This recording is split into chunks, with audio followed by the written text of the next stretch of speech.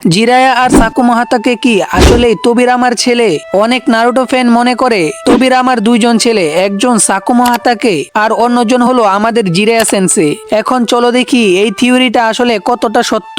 আসলে Naruto series বা মাঙ্গাতে কোথাও বলা হয়নি যে তোবিরামার কোনো ছেলে ছিল। তাহলে কেন নারুটো ফ্যান মনে করে জিরায়া আর সাকুমোহাতাকে তোবিরামারই ছেলে?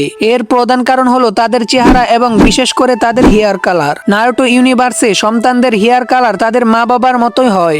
যেমন উচিয়া ক্ল্যানের চুলের কালার হলো কালো আর উজুমাকি ক্ল্যানের চুলের কালার হলো লাল। এখন যদি তোবিরামা, জিরায়া, সাকুমোহাতাকে এবং কাকাশির হেয়ার কালার দেখো তাহলে একটা মিল খুঁজে পাওয়া যায়। সবার চুলের কালার একই রঙের, মানে সাদা। হয়তো জিরায়া আর সাকুমোহাতাকে তোবিরামারই ছেলে ছিল। কিছু ফ্যান বলে তোবিরামা মারা যাওয়ার আগে তার দুই ছেলেকে হিরোজেনের কাছে দিয়ে যায়, পরে হিরোজেন তাদের আলাদা আলাদা ক্ল্যানে পাঠিয়ে দেয়, অনেকটা নারুটোর মতো ক্ল্যানের নাম চেঞ্জ করে অন্য নাম বসিয়ে দেয়। তবে মনে রাখতে হবে এই পুরো বিষয়টার পক্ষে এনিমি বা মাঙ্গাতে কোনো অফিসিয়াল প্রুফ নেই, তাই এটা শুধুমাত্র একটা ফ্যান থিওরি, ক্যানন স্টোরি নয়। তবে তোমাদের কি মনে হয় এরা কি কোনোভাবে সেনজু ক্ল্যানের সাথে সম্পর্কিত, নাকি শুধু একটা কাকতালীয় মিল?